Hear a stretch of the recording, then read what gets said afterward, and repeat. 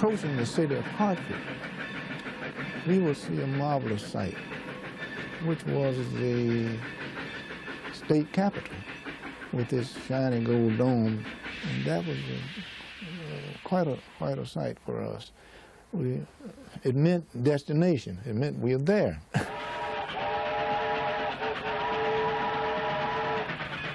Over 50 years ago, Bill Pickens traveled more than 24 hours by train from Atlanta with his Morehouse College classmates to Connecticut to pick tobacco. Directly across the street from the railroad station, there was a restaurant. And we would go into the restaurant, virtually all of us, to see if we could be served there. Invariably, we found that we could be served with no difficulty whatsoever. For us, that was a new experience. On the train with Pickens in 1944 was 15-year-old Martin Luther King. King was so impressed with where he could go and what he could do in Connecticut that he wrote letters to his family telling them about his newfound life. Dear Mother, yesterday we didn't work, so we went to Hartford. We really had a nice time there. I never thought that a person of my race could eat anywhere, but we ate in one of the finest restaurants in Hartford. Try to picture the scene, try to hear the sounds. Bill Pickens, now Dr. William Pickens, a professor at Morehouse College, spent 8 summers in the tobacco fields in Simsbury. It was a way to earn money for college. It was also a turning point for their lives. King and Pickens, even in those teenage years, knew something extraordinary was happening to them. Matter of fact, there was a fairly general feeling among us, including his own, and that was that we were in God's country. We used to say that sometimes half in jest, but only half. It was so different from our daily lives in the South under a situation of deep segregation, which we faced all of the time and everywhere practically. So being in Connecticut, working with the tobacco farm, we felt freer than we ever felt in our lives in the South. And that feeling continued, and Martin Luther King felt it too. And like the rest of us, he talked about it. That didn't mean that we forgot about segregation. We talked about that too, because we knew one thing, that when the season ended, we'd be going back to it. Dear Mother, I am doing fine and still having a nice time. We went to church Sunday in Simsbury, and we were the only Negroes there. Negroes and whites go to the same church. Martin Luther King came here, and he sang in the choir. And my husband was a choir director at the time, and he had a good voice, and he sang a solo.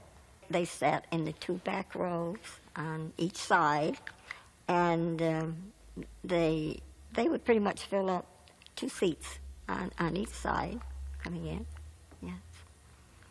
And they all seemed to have pretty good voices, because I could hear them singing when when they had the hymns. Well, I'm not surprised that he would do these things, because he had it in him.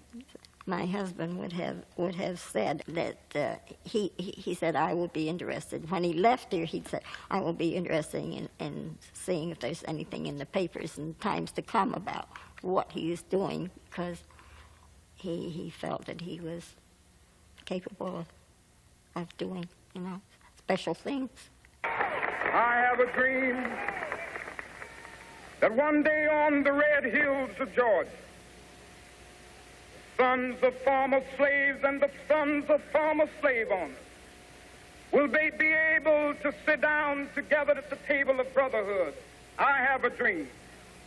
Years later, King referred to his experience in Connecticut in 1944 and 1947 as formative, and said, I felt an inescapable urge to serve society, a sense of responsibility which I could not escape.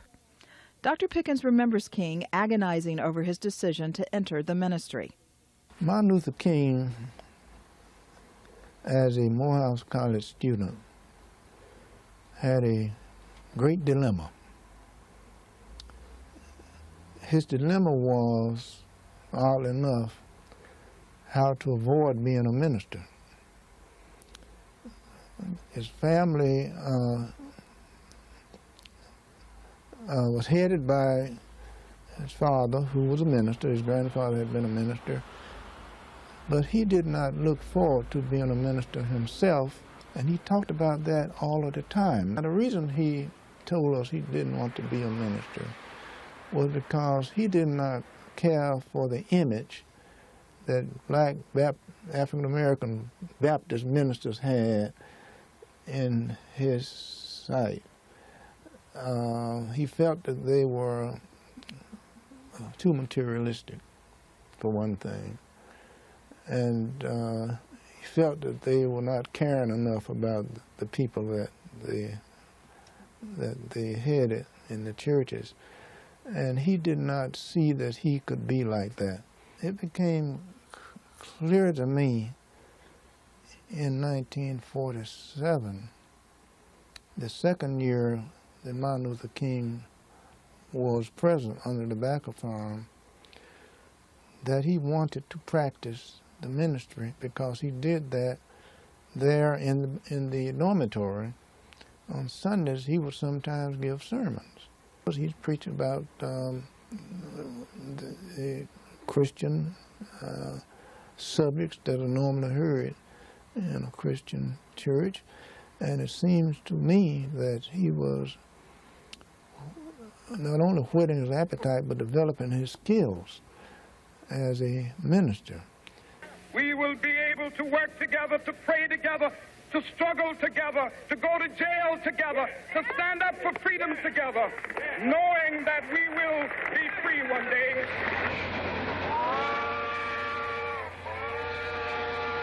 But it was very depressing on the return trip to once again get to Washington, D.C. and have to go back into a segregated coach for the rest of the trip back south. It was excruciatingly depressing, the feeling that Martin Luther King had, that he expressed, that we all had, and that we all expressed, about that situation that's around Washington, D.C., near the Mason and Dixon line. What King saw and felt in Connecticut provided inspiration for him, but what King could not see was the day-to-day life in Connecticut, where more subtle forms of discrimination did exist. The Interracial Commission did a survey of employment in Connecticut and found that in 1940 there were only 16 Negro stenographers, typists, and secretaries employed in the entire state, so that African Americans were almost completely excluded from white-collar occupations. There were no Negro sales clerks in major department stores in 1943, zero. You would be very much part of a group that was set apart, that was systematically discriminated against in employment, in housing, and in many of the aspects of daily life.